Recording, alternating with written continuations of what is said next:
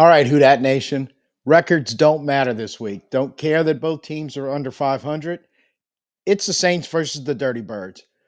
That means pride is on the line. The numbers say their defense has an edge, and the matchups may say this game is a toss up. But grudge matches ain't played on paper. And this one is there for the Saints to take. If our offense can finally run the ball on a defense that's given up 138 yards rushing a game, if our top 11 defense can take advantage of an Atlanta offense missing Michael Penix Jr., their quarterback, and more than likely their top receiver in Drake London. And we have a shakeup in the wide receiver room that could light a fire of opportunity for some of our younger players. Hey, let's clip some Dirty Bird wings this week. I'm Tim. Let's talk Saints. Break down the Saints offense versus the Dirty Bird defense.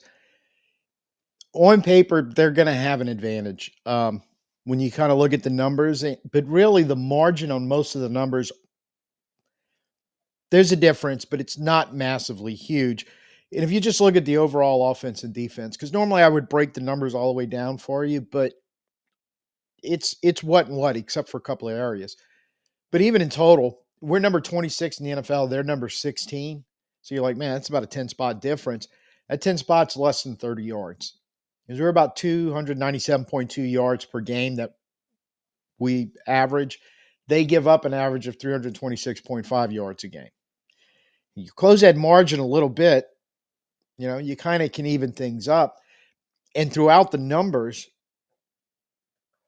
that's what you're looking at. It's going, if you get closer, like we couldn't do against Carolina, even though we won that game, we couldn't get our rushing going very much against a team that gives up a lot of it. Well, you've got a second chance to do it this week. That will help tremendously in getting some offensive production and doing things like catching up on the fact you only score, let's say, scoring average 15 and a half, let's call it 16 points a game. They're giving up 23 point and 24 points. It's about an 8-point swing. But again, you close that gap in rushing yards, you're going to eat into that point differential both ways. It's going to help you score more, and it's going to give them trouble scoring. When you look at their overall defense, their head coach, Raheem Morris, is a long-time defensive coordinator, defensive coach in the NFL, very, very good one.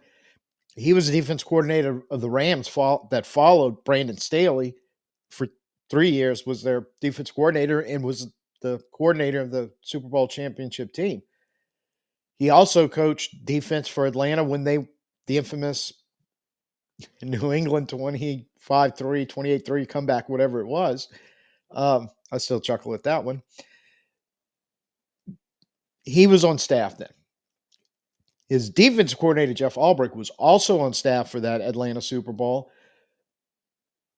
He's coached defense around the NFL, been around for a while, became defense coordinator for the Jets in 2020 and 2023, was one of the bright spots on that team because in his tenure there, the Jets twice finished with top 10 defenses.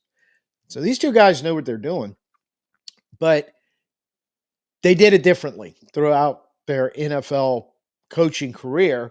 And now that you've got this defense that's kind of collectively um, a styling, a meshing of their two styles is, I guess, way to say it. Because first off, Morris, unlike a lot of head coaches who have a significant side of the ball that they coach, in this case, defense, he's not the de facto defensive head coordinator. This is Jeff Albrecht's show. Now, Morris is there. He's the head coach. Obviously, he has oversight. Obviously, a watchful eye, a consultant. But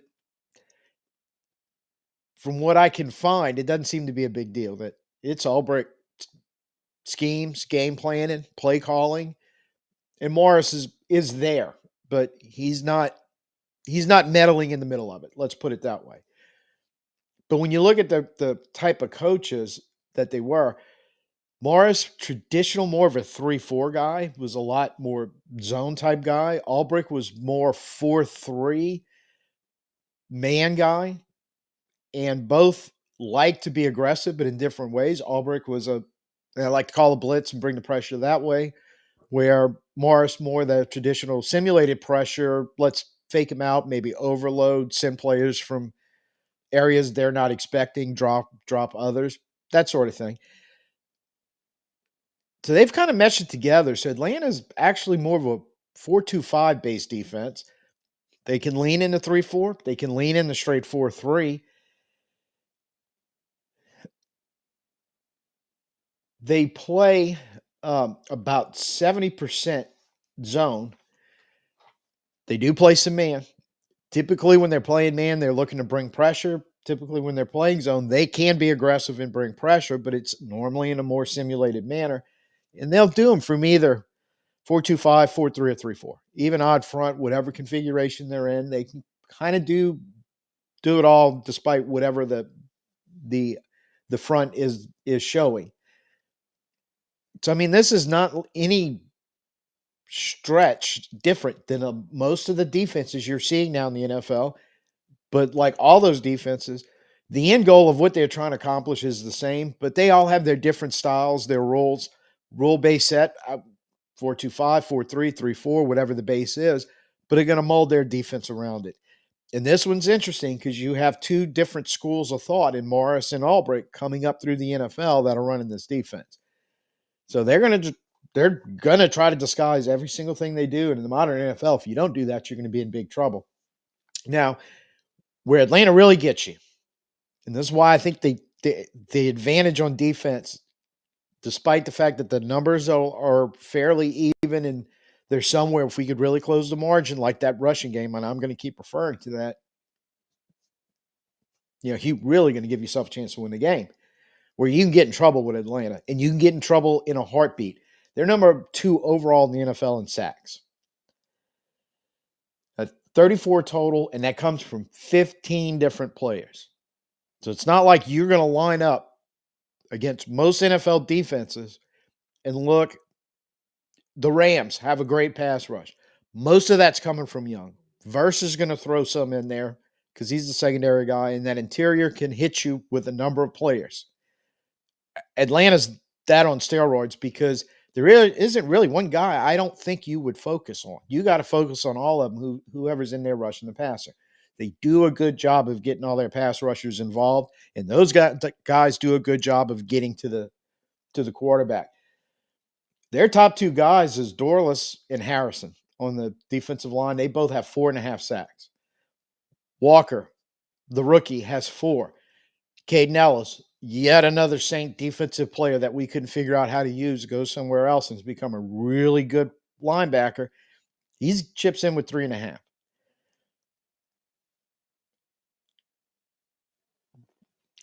Our offensive line, for the most part, has been pretty solid in a lot of different combinations.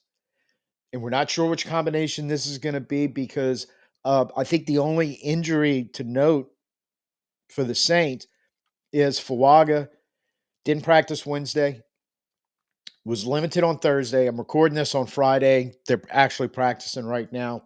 Um, so the possibility he could play. If not, it's going to be Asim Richards again. But for the most part, I think we did a pretty good job in Carolina with that combination. I think we're steadily getting pretty good protection. The only thing is when it fails, it's normally a spectacular fail with a lot of pressure coming at the quarterback. Well, this is a team you can't do that. And our offensive line is really going to have to communicate and be able to handle. And the fact that when you're going up to the line, I mean, who you're keying on when you have that many guys that's contributing the sacks, and there's not the one guy. There's not the one guy with 9 or 10. It's a couple with 4.5. They're nines combined between two of them. So it's going to be a job, but they've got to protect.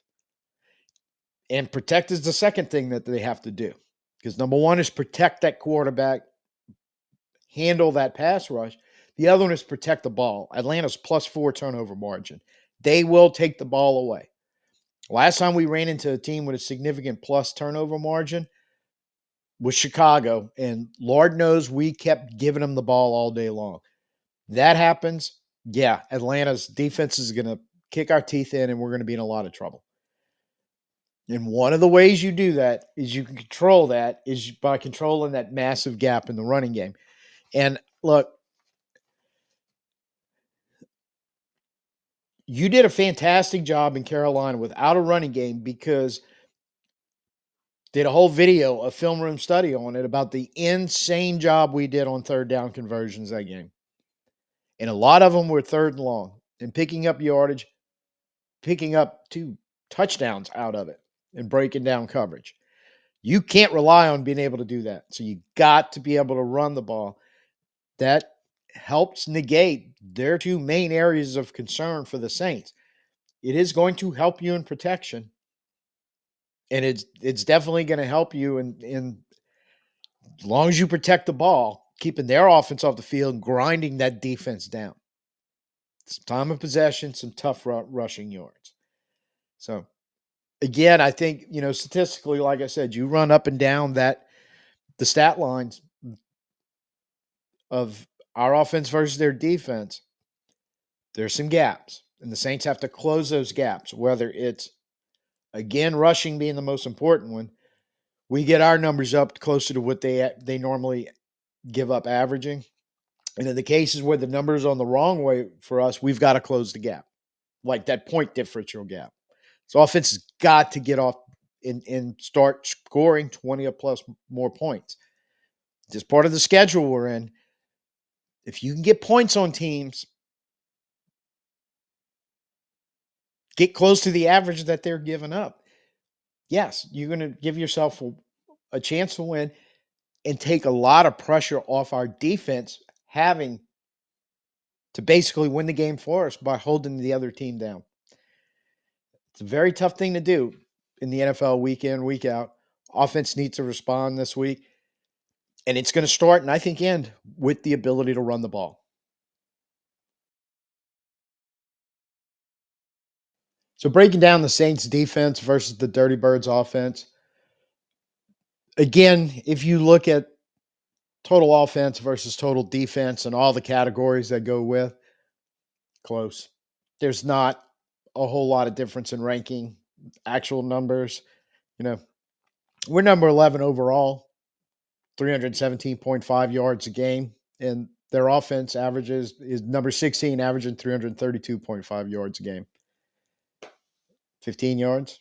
I mean, there's no real significant gap, not like when we were talking about the rushing gap that existed when our offense is going against their defense, and that if we could cover that, what we could do. I think most of these you want to maintain the margins, keep the ones that are in your favor, and try to flip the ones that aren't. And both teams are so close to each other in a lot of these categories. I think that may be actually more of the difference in the game than most people are realizing.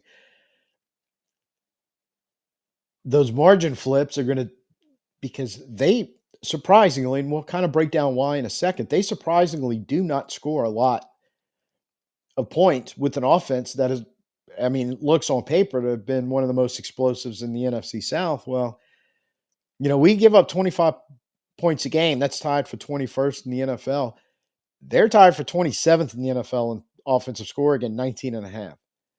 So it's almost like the reverse of, you know, our offense scores on average about 8 points less than their defense gives up. We're about 6 points above their average. And then when you flip the categories around their offense against our defense, almost what to -2 to us, a total net, So I mean, it's less than a field goal. It's incredibly close. So got a little bit of advantage at third down efficiency, about 38% to about 34%. Now that's definitely a number that you want to hold because you got some work to do on this offense that's predictable, but that's what scares me that they will suddenly become unpredictable. And that would be a real problem. Their offensive coordinator, Zach Robinson, straight out of the Sean McVay tree, worked his way up the Rams. He was hired as an intern and became assistant in the offense, worked up to assistant quarterback coach, became quarterback coach, pass game coordinator, and then was there when they won a Super Bowl, part of that offense. Falcons hired him in 2024 to be the OC. They drafted Penix last year. In the end of the season, when he finally got his chance to start, played very well, and there was a lot of optimism about this Atlanta offense coming in this year. And why not? Drake London, Kyle Pitts, those two incredible running backs they have. Penix, the guy handling the quarterback, pretty good offensive line. What's not to love about that offense? And it's not done what everybody's expected to do. And apparently Zach Robinson, no surprise, under a little bit of fire under it. Now he is like pretty much all Sean McVay disciples. Their basis is in his West Coast zone attack, kind of more pass first to work to the run. So you're talking about guys like Zach Taylor, Matt LaFleur, Kevin O'Connell. They've all coached some pretty good offenses in their career after leaving McVay, but they all do it a little different way, a little different style. But the same principle is more or less there, where more of that West Coast passing, and we want to be able to run the ball, whether we use the pass to get to the run or whether we overpower with the run, and then that helps sets up our pass. So he does a lot of the power inside zone stuff that McVay likes, shotgun base like McVay likes, West Coast offense like McVay likes, motion and misdirect like McVay likes. Um, but he's got tendencies. And this is where I'm saying I hope they predictably stay predictable. In the run game, he loves a pistol formation, and about 70% of the time he's going to line up in pistol. They're running the ball. Inside, outside zoning, do either with it. Counter and power gap mixes kind of some of that misdirection, power run stuff up the middle. Pretty much into that. Likes to do it with a lot of 12 personnel. Makes sense. If you're going to run the ball that much out of that formation, you probably want your tight ends around as much as possible. In pass, favor shotgun, so much so that in shotgun, they throw it about 93% of the time. And it's West Coast quick rhythm passing, but they'll go deep and hit you when you give it to them, or or more specifically, when they're calling the game right, they set it up and it's there when they're ready to take it. We saw a lot of that when we actually played Sean McVay and the Rams a few weeks ago. But from what I'm seeing, he's under fire for being too predictable. Like it sounds like there's some calls for him being fired from fans and media, and I could see why. Um, the thing I kept reading was formations telegraphing intent, and I'm like, yeah, if you're giving me this formation 7 times out of 10 we run it, this formation 9.3 times out of 10 we throw it, and it's pretty fairly predictable. It looks like he's gotten him in a lot of trouble over it, and it's hurting that offense. So I hope he doesn't get wise this week, because I feel like the first team that after they self scout and try to fix all these problems, first defense they face may get itself in a little bit of trouble because of set predictability that's been going on for the last 10 games in their offense. So it's overall very disappointing, especially because, like we said, the weapons, Michael Penix Jr. and Drake London, big part of the passing game. Well, Michael Penix Jr. injured, is out for the rest of the year. Drake London fighting through an injury. They haven't officially ruled him out for Sunday, but doesn't look good. And I think most people were, the expectations on him was he was going to miss multiple weeks. So, yeah, you may not have to deal with their main two weapons in the passing game. And I really do mean main two weapons. Now, quarterback, they have veteran Kirk Cousins coming off the bench to back up. And so they're not in horrible shape there. And Kirk Cousins, in my mind, has always been Kirk 1 or Kirk 2. Kirk 1 is the guy that comes out and plays like an actual high-level NFL quarterback. He seems to do it a lot against us, because he did it to us when he was with Washington, when he was with Minnesota, and SOB last year in Atlanta. After not playing well most of the game, he leads the little mini comeback drive for the long field goal that beats us. We've also seen number 2 Kirk Cousins, and when number 2, like poop number 2, because he can be extremely bad. We really need to see that version of him on many levels. Now, the people he's thrown to, London's his number 1 guy, targets, receptions, everything. He's the guy. Kyle Pitts does get a lot of targets, and he's kind of the enigma in there, where for such a high draft pick, a lot of people disappointed in his actual performance, and there have been games where he hasn't done much. but he manages to offset it with 1 or 2 games a year where he will go for 100 yards and a touchdown or some actual tight end one numbers. You as a defense just hope it's not the week that you play against him. And odds are normally it won't be. But he's now has to step up as the main guy. He was the number 2 guy effectively in the offense with targets and mostly with production. So can he? And can you stop him from becoming that 1 or 2 games where he is the guy? Number 3 guy in targets, we're going to talk about him in a minute because he's not a wide receiver and he's not a tight end. Number 4 is Darnell Mooney. He's got 42 targets on the year. No other player has more than 15 that I could find. Bijan Robinson, their running back, is number 3 actually with 59. And on those 59 targets, 47 catches, 506 yards, and 2 touchdowns. So starting with Bijan, we're going to move into the running game with them. Uh, Tyler Allgeier is his partner in the backfield. Notice I say partner, not a backup, not a depth piece, not partner. Think of the partnership that Alvin Kamara and Mark Ingram had for us about 7, 8 years ago in our offense.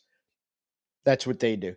And Bijan's their Alvin version. In addition with those receiving numbers and being third most targeted pass catcher on their offense, very much Alvin like, right? Their running game combination is pretty dang good too.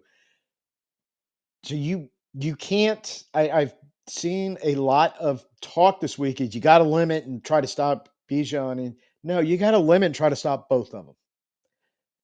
If you don't have some ability to focus on Algier, he will pound you into the ground, and I do mean pound you into the ground.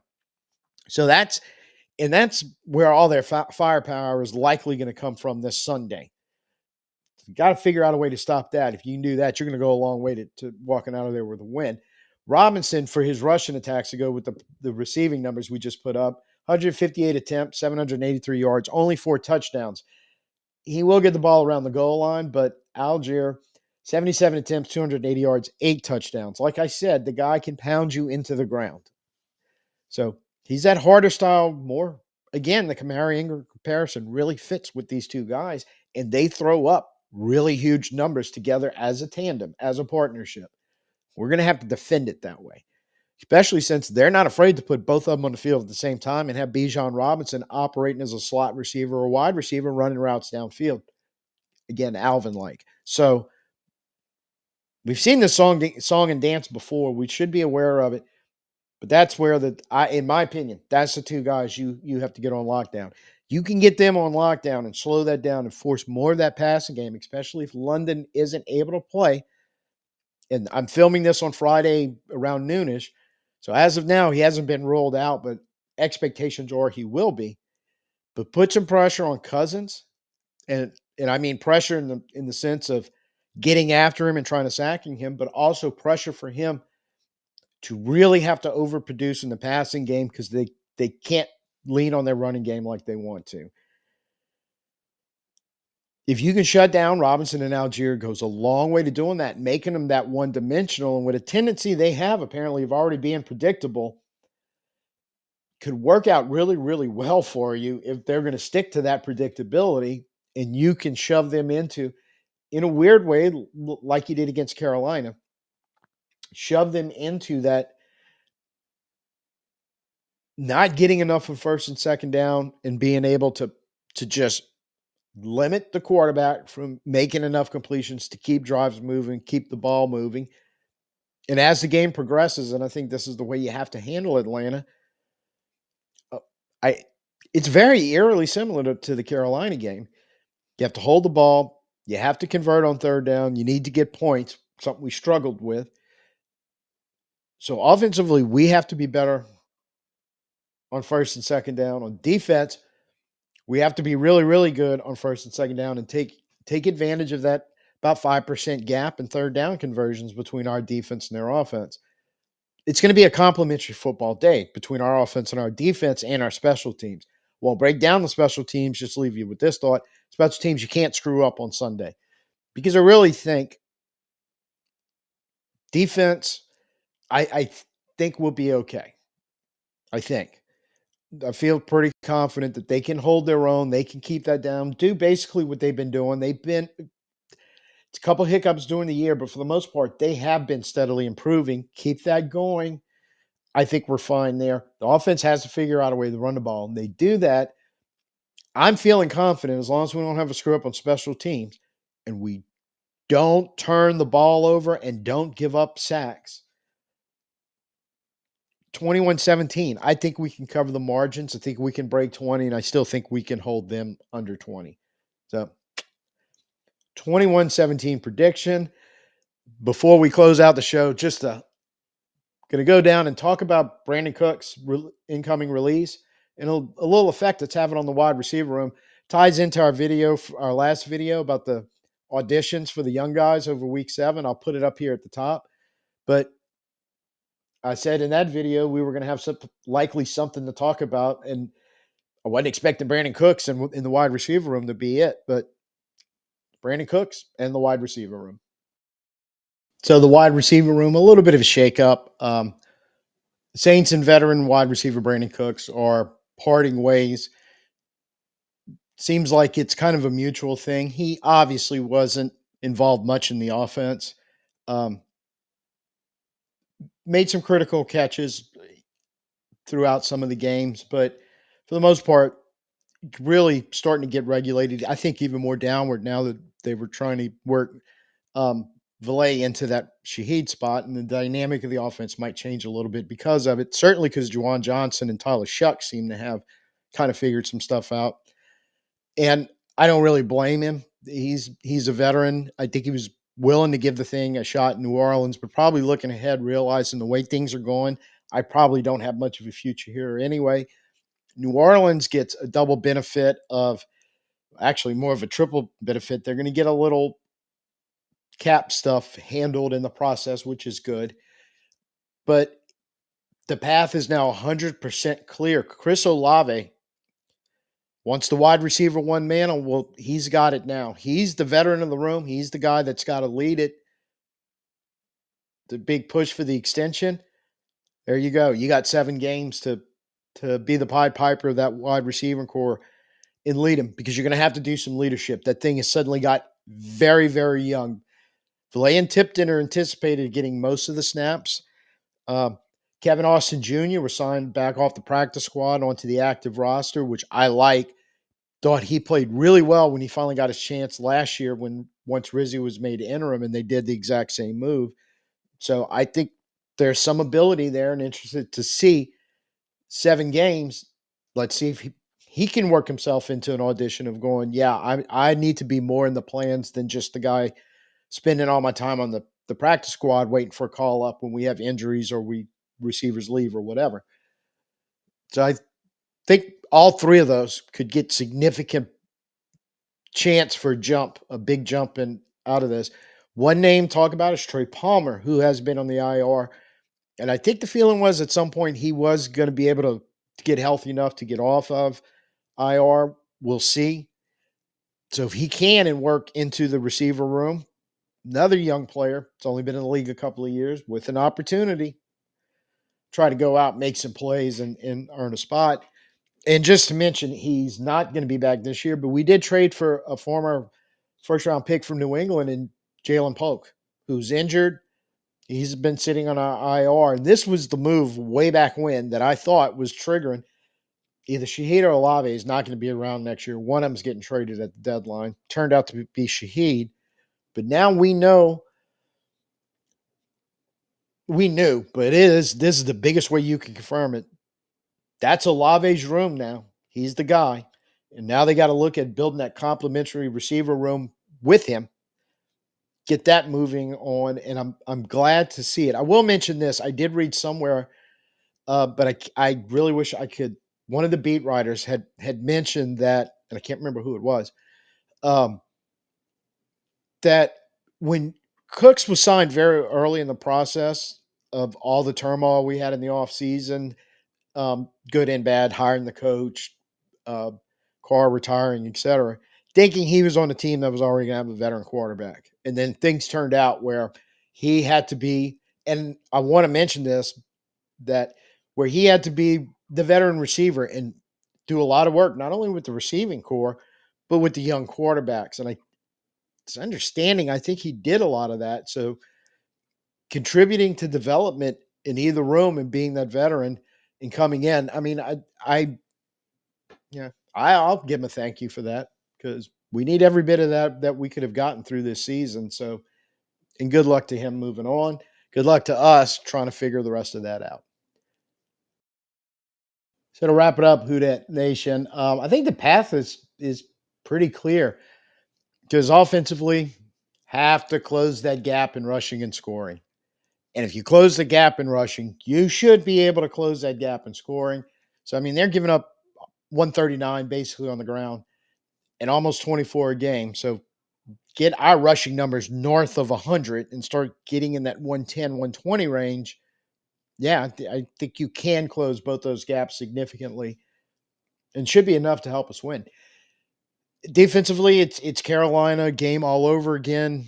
Make them one dimensional, especially through that passing game for different reasons and a different set of weapons you're going to have to deal with to be able to do it, namely their star tandem backfield. So keep them in check. Don't let Pitts go off. Put up much pressure. Heap as much of as you can on Cousins, handling the quarterback duties in relief of Penix. Um, and what I anticipated talking about in the video where I ended it out, we'll be talking about some of these young guys auditioning. And I was thinking at some other positions. I wasn't anticipating wide receiver room, but it did catch me by surprise. The news on Brandon Cooks. I do, as I stated in the segment, I think it's a good thing for both players involved. Hopefully, somebody, a contender, picks him up and he gets his shot to go do some damage with them. Is what it is. But I think the benefit for us is, again, he knew, and I think we knew he wasn't coming back. So let's go ahead and get the jump and find out these young guys that we've been piling up. Can we rely on any of them? And should we bring any of them even back for 2026? If so, which ones? You got 7 games. Come on, fellas, go out there and prove it to us. First time here, you like what you saw, please like, share, subscribe. Give me the comments down in the comments. Let me know what you think about this game. Because I think this rivalry game it's really never been about records, but it certainly isn't right now with, they're only 1 game better than us right now in the win column. So it doesn't really matter. And there's been games where the overall record's a dead heat. I forget what it is right now, but it's virtually a tie between the two teams in wins and losses between each other. And there's been years when one team and the other's been clearly better and gotten their butts kicked because that's what grudge match rivalry games do. So I think this is an important one. It's always a fun one, even no matter what the records are. So I'm sticking by a prediction 21-17 that we're going to be sending the Dirty Birds home back to Atlanta with a loss. So if you're rocking with me on that one on the black and gold, let me know. Drop it down in the comments. If not, let me know what you think. What Atlanta's going to do to us if you're back in the Dirty Birds, and what's your predicted score going to be? But I think both teams will be hovering around 20, and whoever clears it's probably going to pull down the win. And I think we can get into the end zone 3 times, probably for the first time all year. So till I see you next time, and after we clip some Dirty Bird wings, I'm Tim. Peace out and who dat.